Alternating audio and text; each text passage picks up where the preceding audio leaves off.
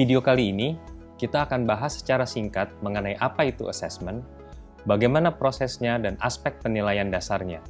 Gunakan earphone atau alat bantu pendengaran lainnya untuk mendengarkan audionya secara lebih jelas. Selamat belajar dan semoga bermanfaat! Di sesi awal ini, kita akan mulai dengan penjelasan mengenai assessment. Assessment merupakan proses pengumpulan data dan informasi secara mendalam dari individu yang akan digunakan untuk mengembangkan rencana perawatan. Hal ini biasanya dilakukan di awal perawatan. Ini adalah proses pendefinisian sifat masalah dan pengembangan rekomendasi perawatan khusus untuk mengatasi masalah tersebut. Assessment juga merupakan suatu proses kolaborasi yang berkelanjutan, di mana umumnya dilakukan pada awal terapi. Namun, assessment juga dapat dilakukan selama proses terapi berjalan hingga setelah menyelesaikan terapi. Tujuan assessment adalah 1. Mengidentifikasi pola dan riwayat penggunaan zat, fungsi sosial dan psikologis, serta kebutuhan terapi secara umum, sehingga dapat menentukan tingkat keparahan gangguan penggunaan zat. 2. Menentukan tingkat kematangan, kesiapan dan pelibatan klien dalam proses terapi, sehingga menjadi dukungan bermakna untuk memulai proses terapi. 3. Memastikan ada tidaknya permasalahan lain selain gangguan penggunaan zat, contohnya seperti gangguan kejiwaan. 4. Terakhir adalah menentukan model intervensi yang diperlukan untuk mengatasi permasalahan dan mengevaluasi sumber daya yang dapat digunakan klien untuk mengatasi permasalahannya. Untuk mendapatkan data maupun informasi yang mendalam juga akurat, proses assessment bergantung pada bagaimana konselor atau asesor dalam menjalin hubungan yang baik atau hubungan terapeutik dengan klien. Salah satu prinsipnya adalah dengan fokus pada kekuatan daripada hanya pada area masalah saja, sehingga dapat membantu membangun kepercayaan, kerjasama dan keterlibatan yang berarti dari pihak klien. Berikan beberapa bentuk orientasi atau pemahaman positif tentang bagaimana layanan akan diberikan misalnya, akan dapat membantu mengurangi kecemasan dari klien dan membangun hubungan yang baik. Ada 4 kompetensi utama assessment, sebagaimana yang tertuang dalam buku Technical Assistance Publication seri ke-21 atau dikenal dengan nama TAP 21. TAP merupakan panduan yang memberikan informasi mengenai kompetensi-kompetensi yang diperlukan oleh seorang konselor atau asesor di bidang gangguan penggunaan zat. Dalam seri ke-21 ini, TAP secara khusus membahas mengenai assessment dan screening, perencanaan terapi, rujukan, koordinasi layanan, konseling, edukasi keluarga maupun masyarakat, serta kompetensi budaya yang diperlukan. Kompetensi pertama adalah bagaimana dapat memilih dan menggunakan proses assessment yang komprehensif, yang juga peka terhadap gender, ras, budaya etnis, dan disabilitas. Salah satunya dengan memilih dan menggunakan instrumen assessment yang sesuai dengan lingkup praktik dari konselor atau asesornya. Kompetensi yang kedua adalah menganalisa dan menginterpretasi data untuk menentukan rekomendasi terapi. Ini berarti memberikan skor, menginterpretasikan dan menggunakannya untuk mengidentifikasi pilihan-pilihan intervensi atau terapi yang tepat untuk klien. Kemudian, kompetensi yang ketiga adalah memanfaatkan bantuan supervisi dan konsultasi yang tepat, khususnya dari atasan atau rekan kerja yang kompeten dalam bidang ini. Dan kompetensi yang terakhir adalah pendokumentasian temuan dan rekomendasi assessment.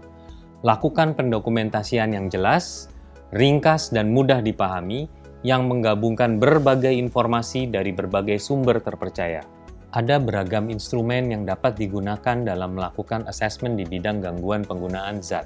Salah satu yang paling banyak digunakan dan sudah diadaptasi di banyak negara adalah Addiction Severity Index atau ASI. ASI awalnya dikembangkan pada tahun 1980 oleh Thomas McClelland PhD, profesor di bidang psikologi dari University of Pennsylvania, bersama rekan-rekannya sebagai sarana untuk mengevaluasi hasil terapi dan sebagai instrumen pengumpulan data serta pengembangan rencana terapi klien. Hingga pada tahun 1992, ASI edisi kelima kemudian dikembangkan untuk mengakomodir kebutuhan klinis. Dan pada tahun 1997, ASI kemudian dikembangkan lagi ke dalam versi yang lebih singkat yang dikenal dengan nama ASI Light. Versi singkat ini yang kemudian diadaptasi juga di Indonesia untuk kebutuhan asesmen wajib lapor.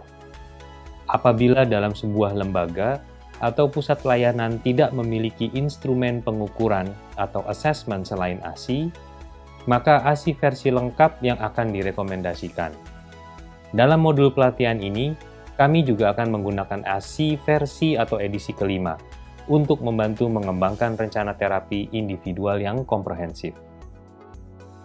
ASI memiliki 7 domain atau 7 aspek penilaian, yaitu status medis, pekerjaan dan dukungan, penggunaan zat atau narkoba, penggunaan alkohol, status legal, status keluarga atau lingkungan sosial, dan status psikiatri. Kesemuanya terdiri dari 200 butir pertanyaan yang secara empiris dikembangkan menjadi reliable dan valid untuk populasi dewasa saja. ASI tidak mengakomodir kebutuhan populasi anak dan remaja karena salah satunya adalah pertanyaan di dalam instrumen ASI tidak sesuai untuk kebutuhan remaja, yaitu asumsi dasar akan kemandirian. ASI memiliki norma dan panduan pengisian yang spesifik dan khas, sehingga pelatihan khusus mengenai ASI diperlukan untuk bisa terampil menggunakannya. ASI juga telah mengikuti standar assessment dengan peka terhadap gender, ras, budaya, maupun kebutuhan disabilitas dengan menyediakan sarana untuk menganalisis maupun menafsirkan data hingga memberikan data untuk rekomendasi terapi. Manfaat klinis dari ASI adalah karena ASI merupakan sebuah instrumen yang tergolong singkat dan semi-terstruktur, sehingga membantu asesornya untuk dapat mendorong klien memberikan informasi yang lengkap dan akurat, khususnya dalam proses awal. Karena itu, ASI juga sebagai alat screening multifokus yang dapat mengidentifikasi berbagai aspek kebutuhan dan panduan pada saat proses penerimaan awal. ASI juga dapat digunakan sebagai alat evaluasi yang dapat diterapkan untuk tujuan klinis, program, maupun penelitian. ASI merupakan sebuah instrumen yang dilakukan melalui proses wawancara, bukan diisi sendiri oleh klien. Ini dikarenakan ASI mempertimbangkan kemungkinan terhadap keterbatasan kemampuan membaca, masalah atensi, maupun pemahaman dari klien. Dalam arti lain, untuk memastikan pertanyaan-pertanyaan dari ASI bisa dimengerti dengan baik oleh tiap klien. Wawancara memungkinkan adanya kontak personal maupun observasi isyarat non-verbal dari klien yang memberikan kesempatan mendapatkan informasi tambahan maupun menangkap gambaran sikap umum dari klien. Untuk itu, pewawancara perlu bertanggung jawab atas integritas informasi yang dikumpulkan, menerapkan keterampilan dasar komunikasi efektif seperti mendengarkan aktif, refleksi, atau setidaknya parafrase hingga probing untuk penggalian informasi lebih lanjut. Asesor atau pewawancara perlu siap dalam menghadapi kondisi atau situasi baru agar dapat menggali informasi selengkap-lengkapnya dan banyak mencatat jawaban dari klien, termasuk komentar tambahan atau respon nonverbal dari klien. Memulai wawancara ASI. Sebelum memulai melakukan wawancara menggunakan instrumen ASI, ada beberapa hal yang perlu diperhatikan oleh asesor atau pewawancara. Pertama adalah melakukan proses orientasi ASI untuk membantu proses pembinaan hubungan saling percaya atau building rapport dengan klien. Sesuaikan intonasi dan gaya komunikasi Anda. Ingat selalu untuk tetap menjadi sosok yang genuine atau menjadi diri sendiri dan kongruen atau selaras antara tindakan nonverbal dengan apa yang akan diucapkan atau verbal. Penjelasan 7 poin ASI yang baik akan membantu building rapport dengan klien. Selain menjadi panduan bagi klien untuk proses wawancara yang akan dilakukan, juga membantu klien mempersiapkan apa yang diharapkannya. 7 poin ini dapat dibaca di lembar pertama dari instrumen ASI. Berikut penjelasannya. 1. wawancara yang sama digunakan untuk seluruh klien, bukan sebuah tes. Jelaskan bahwa ini adalah proses yang terstandarisasi, di mana semua pertanyaan yang diajukan telah melalui proses validasi dan klien mendapatkan pertanyaan yang sama dengan klien-klien lainnya. Ini untuk mengantisipasi apabila klien merasa terkejut atau tersinggung dengan pertanyaan yang diberikan. Tunjukkan, tidak hanya dengan menjelaskan mengenai arti dari tulisan, ini adalah sebuah wawancara, bukan sebuah tes, yang terdapat di bagian atas dari lembar pertama instrumen ASI. Ini berarti asesor atau pewawancara menjelaskan dengan gaya komunikasi verbal maupun nonverbal yang tidak konfrontatif, tidak menghakimi, dan gaya yang sesuai dengan budaya klien agar klien benar-benar merasa nyaman melakukan wawancara. 2. Terdapat 7 domain atau area penilaian. Jelaskan mengenai 7 domain kebutuhan yang akan diajukan dalam bentuk pertanyaan kepada klien. Domain ini bukan bertujuan untuk mengkorek-korek kesalahan klien, namun lebih kepada mengetahui kebutuhan mendasar terkait gangguan penggunaan zat dari klien. Domain ini yang berperan besar terhadap rekomendasi rencana terapi. Poin ketiga, membutuhkan waktu antara 50 hingga 60 menit. Jelaskan mengenai perkiraan waktu yang akan dibutuhkan dalam melakukan assessment dan minta kesediaan waktunya agar proses assessment dapat berjalan komprehensif. Beberapa klien mungkin akan merasa terlalu lama dan meminta waktu istirahat sejenak atau ke kamar mandi. Jelaskan bahwa keutuhan proses wawancara menjadi sangat penting untuk menjaga keakuratan rekomendasi rencana terapi nantinya, meskipun seorang asesor atau pewawancara dapat mempertimbangkan untuk menghentikan sejenak sekitar 5-10 menit apabila klien terlihat lelah demi kelancaran proses dan keakuratan informasi yang diberikan klien untuk kemudian segera melanjutkan prosesnya hingga selesai. Skala penilaian klien. Selama wawancara, klien harus merasa cukup nyaman untuk mengomunikasikan sejauh mana dia mengalami masalah di setiap domainnya. Elemen penting yang mempengaruhi keakuratan data yang dikumpulkan meliputi penilaian subjektif klien menjadi signifikan untuk menunjukkan partisipasi klien terhadap proses assessment dan penilaian terhadap masalah yang dia alami. Karena ASI mempertimbangkan penilaian subjektif klien adalah hal yang penting, maka dalam hal ini terdapat 2 mekanisme penilaian atau scoring dari ASI, yaitu skala penilaian dari klien dengan rentang 5 poin atau 0-4, dan skala penilaian asesor atau pewawancara dengan rentang 10 poin atau 0-9. Dalam hal ini, yang perlu dijelaskan kepada klien hanya rentang skala penilaian dari klien saja, yaitu skala 5 poin atau 0-4, yang telah terbukti secara empiris dapat diandalkan dan valid. Sedangkan untuk skala penilaian asesor atau pewawancara akan dijelaskan lebih lanjut di video berikutnya. Sebagai contoh, misalnya kita fokus pada status medis. Kemudian setelah kita selesai di domain status medis, pewawancara dapat menanyakan kepada klien, menurut kamu seberapa penting untuk permasalahan medis ini kita dapat tangani atau kita dapat bantu? Kemudian klien menggunakan skala antara 0 sampai 4. Dan klien kemungkinan ya sebagai contoh dia akan mengambil jawaban sedang atau dia akan menyebutkan angka 2. Nah, dari situ kemudian pewawancara mengambil rentang antara 0 sampai 9 dengan mengambil 3 angka. Ini gunanya untuk menjembatani atau mengkonversi penilaian dari klien. Dan di situ misalnya pewawancara berpikir bahwa sebetulnya permasalahan ini cukup lumayan, sehingga pewawancara mengambil 3 angka, contohnya 6, 7, dan 8.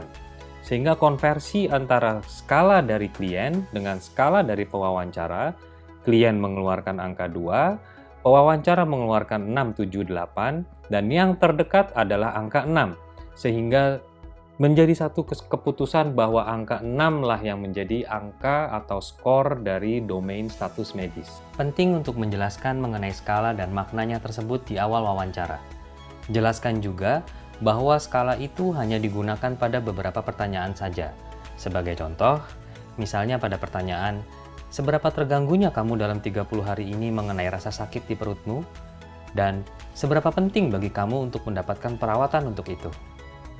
Kemudian, sediakan kartu respon bagi klien yang berisi bagan dan penjelasan dari tiap skornya. Untuk beberapa klien, mungkin dibutuhkan cara yang berbeda untuk mendapatkan respon yang tepat. Dorong klien untuk berbagi pendapat mereka mengenai hal yang sedang didiskusikan. Sampaikan ke klien bahwa opini dan persepsi mereka adalah hal yang penting.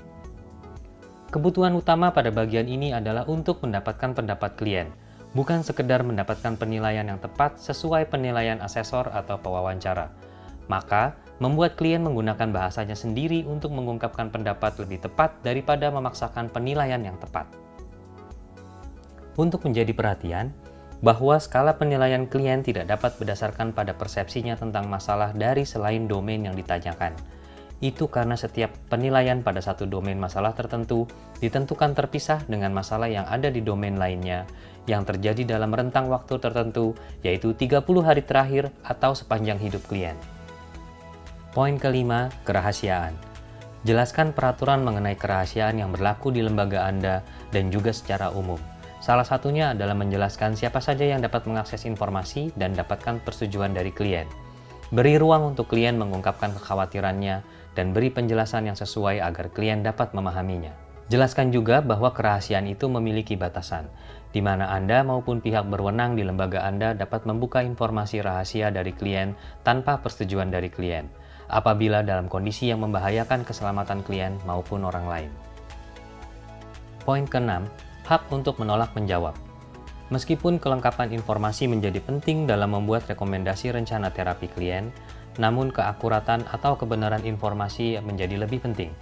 Jelaskan bahwa apabila beberapa pertanyaan bersifat terlalu pribadi, maka ia berhak untuk tidak menjawabnya. Tekankan bahwa informasi yang salah atau tidak akurat akan dapat membuat rekomendasi rencana terapi yang salah untuk dirinya dan membuat bantuan untuk mengatasi masalahnya menjadi tidak optimal. Untuk itu, tidak menjawab lebih baik dibanding menjawab namun tidak sesuai. Selain itu, keengganan klien menjawab suatu pertanyaan mengindikasikan bahwa hal yang ditanyakan tersebut pernah dialami atau dilakukan oleh klien. Untuk itu, jelaskan di kolom catatan tambahan untuk pertanyaan yang tidak ingin dijawab oleh klien. Namun, karena prosedur ASI menjelaskan apabila klien salah memberikan pernyataan pada domain tertentu atau kesulitan memahami beberapa pertanyaan setelah dua domain diberikan, maka proses wawancara dapat dihentikan sebelum waktunya. Maka, apabila klien tidak mau menjawab banyak pertanyaan sesuai keterangan di atas, maka itu dianggap sama dengan proses wawancara perlu dipertimbangkan untuk dihentikan. Poin ketujuh, dua kerangka waktu. Terdapat dua kerangka waktu terpisah yang terdapat di beberapa pertanyaan asesmen wawancara, yaitu 30 hari terakhir dan sepanjang hidup. 30 hari terakhir menandakan masalah terkini dan signifikan yang dialami klien pada saat ini, atau perilaku yang dilakukan hanya dalam 30 hari terakhir. Sedangkan sepanjang hidup berarti yang terjadi sebelum 30 hari ke belakang hingga dia lahir, atau perilaku yang dilakukan sebelum 30 hari terakhir. Jelaskan juga kepada klien jika asesmen lanjutan mungkin akan perlu dilakukan untuk mengevaluasi perkembangan klien, meskipun klien telah menyelesaikan program terapi. Tindak lanjut ini dapat terjadi baik secara langsung atau melalui telepon atau daring. Namun harap diperhatikan bahwa asesmen awal harus dilakukan secara tatap muka untuk mendapatkan hasil yang akurat dan optimal. Jelaskan hal ini jika program Anda berencana menggunakan ASI untuk tindak lanjut. ASI tindak lanjut minimal dapat dilakukan setelah 1 bulan setelah wawancara pertama. Namun idealnya dilakukan setelah 6 bulan dari wawancara pertama. Hanya beberapa item pertanyaan yang ditandai dengan lingkaran pada nomor-nomornya yang perlu diajukan kembali pada asesmen tindak lanjut. Segmen 5, instruksi untuk wawancara. Sebelum memulai proses wawancara, setiap asesor atau pewawancara perlu memahami instruksi yang diperlukan untuk memandu proses asesmen. Instruksi tersebut adalah: instruksi pertama, jangan ada kolom yang tidak diisi. ASI memiliki norma khas dalam pengisian instrumennya, termasuk memberikan kode meskipun pertanyaan tidak dijawab oleh klien. Jika terdapat lebih dari satu kolom untuk menjawab, sedangkan jawaban klien hanya terdiri dari satu baris angka atau kurang dari jumlah kotaknya, maka isi semua kotaknya. Hal ini membuat tidak ada alasan bagi asesor atau pewawancara membiarkan adanya kotak kosong tanpa diisi. Selain untuk memastikan keakuratan informasi, ini juga dapat membantu bagi para supervisor untuk mengevaluasi kinerja asesor atau pewawancara dalam melakukan asesmen ASI. Instruksi 2. Beri tanda X apabila pertanyaan tidak dijawab. Ini berlaku juga apabila klien menggunakan haknya untuk menolak menjawab pertanyaan. Instruksi 3. Beri tanda N atau NN apabila pertanyaan tidak dapat diterapkan. Tidak semua pertanyaan dapat dijawab dengan pilihan jawaban N atau NN. Ikuti instruksi atau tanda titik yang terdapat di lembar ASI untuk memastikan pemberian kode jawaban sudah tepat. Instruksi 4. Mengikuti pembulatan sesuai aturan paruh waktu atau half-time rule. Berlaku apabila terdapat pertanyaan yang meminta keterangan jawaban dalam bentuk berapa bulan atau tahun, sedangkan jawaban klien kurang dari 1 bulan atau 1 tahun. Maka bulatkan periode 14 hari atau lebih menjadi 1 bulan, dan bulatkan menjadi 0 bulan untuk periode di bawah 14 hari. Selain itu, bulatkan periode 6 bulan atau lebih menjadi 1 tahun, dan bulatkan menjadi 0 tahun untuk periode di bawah 6 bulan. Instruksi 5. Tanda titik berarti adanya petunjuk atau klarifikasi. Banyak pertanyaan dalam ASI memiliki catatan petunjuk atau klarifikasi lebih jauh di bawah pertanyaan-pertanyaannya. Perhatikan petunjuk tersebut untuk menjawab atau melakukan proses wawancara dengan benar. Tanda titik ini juga dapat menginformasikan untuk pewawancara melakukan cek silang atau verifikasi informasi dengan informasi yang diberikan di pertanyaan lainnya. Selain beberapa instruksi di atas, ada beberapa hal yang perlu diketahui sebelumnya juga oleh asesor atau pewawancara, yaitu 1. Kategori pekerjaan berdasarkan kategori Hollingshead. Kategori ini mungkin tidak umum dikenal di Indonesia, namun pengisian sesuai nomor atau kode dari kategori ini diperlukan untuk memastikan setiap kolom ASI terisi dengan benar. 2. Daftar zat yang sering disalahgunakan. Beberapa informasi yang tertera mungkin perlu disesuaikan dengan istilah jalanan atau jenis terkini dari suatu zat yang dikenal di masyarakat. 3. Instruksi tentang penggunaan zat. Ini juga digunakan untuk membantu mengidentifikasi tingkat keparahan klien.